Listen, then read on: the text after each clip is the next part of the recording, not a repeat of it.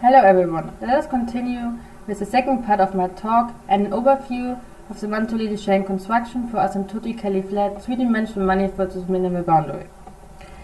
Let me start with motivating this construction and introducing another kind of quasi-local mass, the so-called Bartnik mass.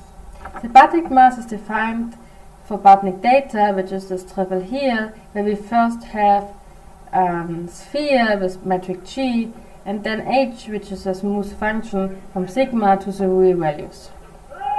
Then for this Bartnik data, we define the Bartnik mass as the infimum over all ADM masses of three-dimensional Riemannian manifolds, where the three-dimensional manifold is inside this set curly A, where curly A is a set of admissible extensions, which means the set of all three-dimensional asymptotically flat manifolds that satisfy the dominant energy condition and have a boundary that are outward minimizing and also is asymmetric to the sphere given in the Bartnik data with mean curvature H.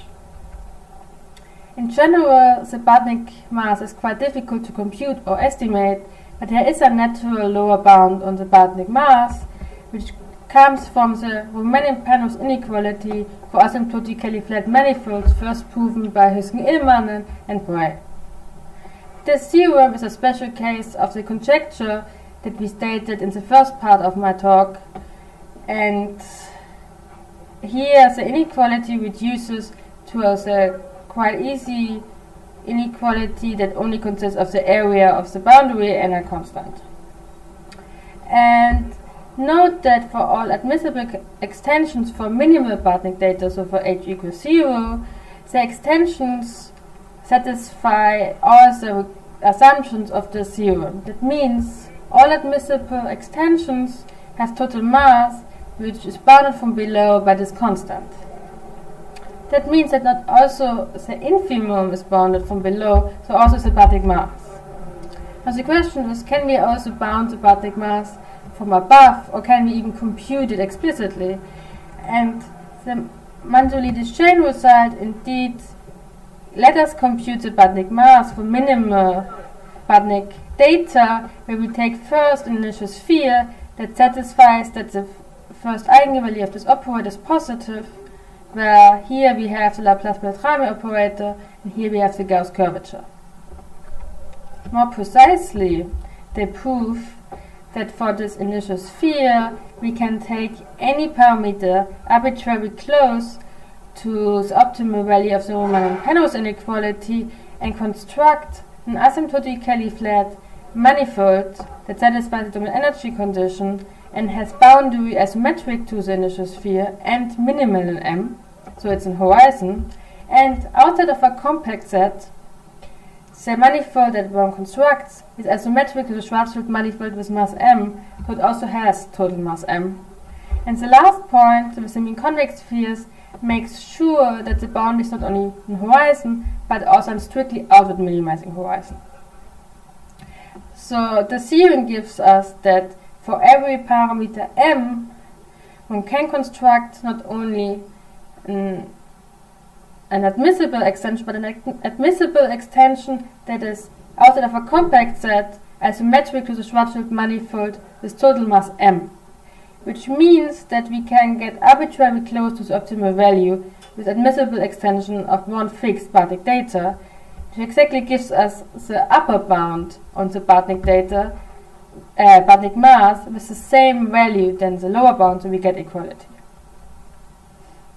Let me give a small overview on how the construction works, because later we want to generalize this construction. We'll also use some of these tools again. So what do we want? We have the initial sphere, and this should be then the horizon of the resulting manifolds, but at infinity it should be Schwarzschild. So somehow one wants to combine these two manifolds. First, note that all coordinate spheres of the Schwarzschild manifolds are round. But the initial sphere is not necessarily round. So the first step is to take a path of metrics to connect the initial sphere with a round sphere, which is exactly g of t, and this is then combined to get a cylinder.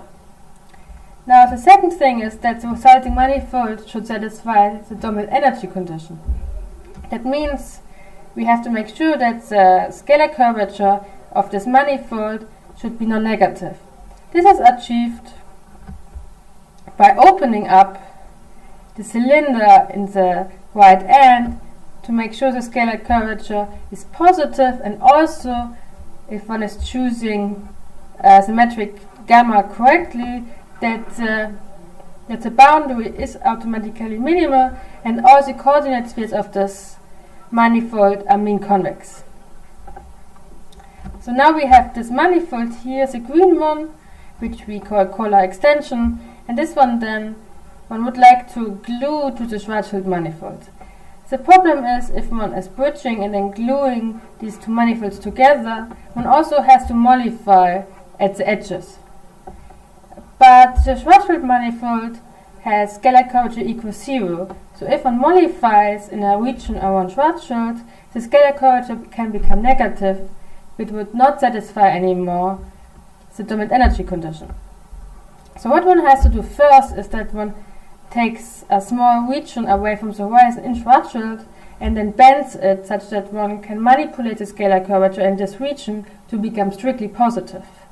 And then, if we have that, one can then bridge the Kohler extension to this bended region and glue it, because then one can also do the mollification without disturbing the dominant energy condition.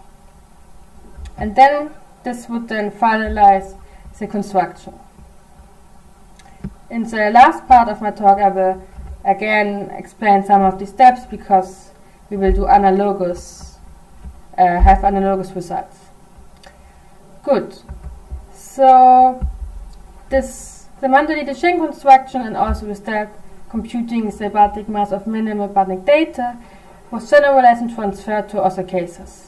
For example, Cabrera, Pacheco, and Miao generalized the Mantouli-Deschênes construction to higher dimensions, while Cabrera, Pacheco, Cedarbaum, and McCormick transferred it to asymptotically hyperbolic manifolds, and Alaei, Cabrera, Pacheco, and Cedarbaum transferred it to the case of also having an electrical field. There are also other works in this direction where one estimates the Bartik mass for other cases than minimal Bartik data.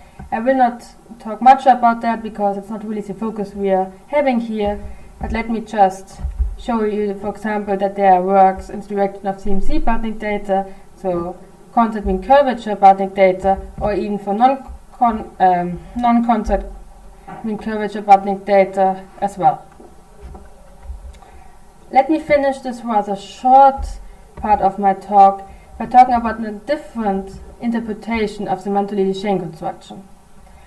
So let's go back to the Riemann-Penrose inequality and take a three-dimensional asymptotically flat manifold satisfying all the assumptions of the Riemann-Penrose inequality, and such that the total mass is arbitrarily close to the optimal value of the Riemann-Penrose inequality.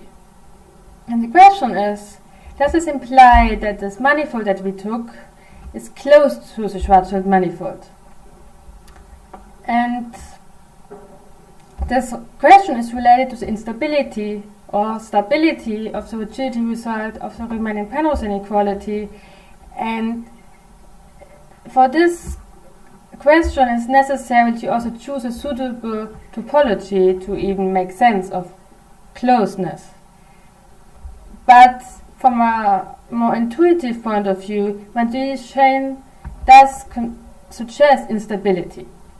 In a way, because we take a mass that is very close to the optimal value and then construct this extension where then the extension has mass very close to the optimal value, but if one takes the initial sphere as a non-round sphere, the construction gives a manifold that at least in a small compact region close to the horizon will have coordinate spheres that are non-round, which means geometrically this manifold is not close to a Schwarzschild manifold.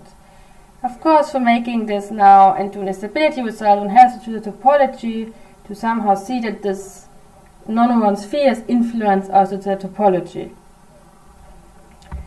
So rigorously, the instability was proven by Lisa Marni for rotationally symmetric manifolds in the bi-Lipschitz topology, and also Cabrera-Pacheco and Zederbaum planned to use the Mantovani chain construction to prove instability for a bigger class of manifolds in the C0 alpha topology.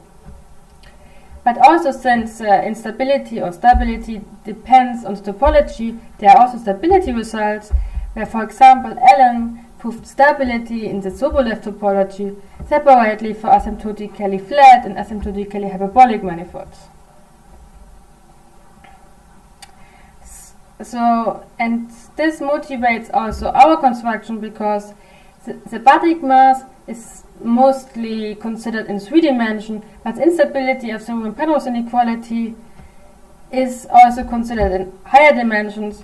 So our construction does not only generalize the Mantovani chain construction to electrically charged for many manifold prescribed asymptotics, but also in this case to higher dimensions.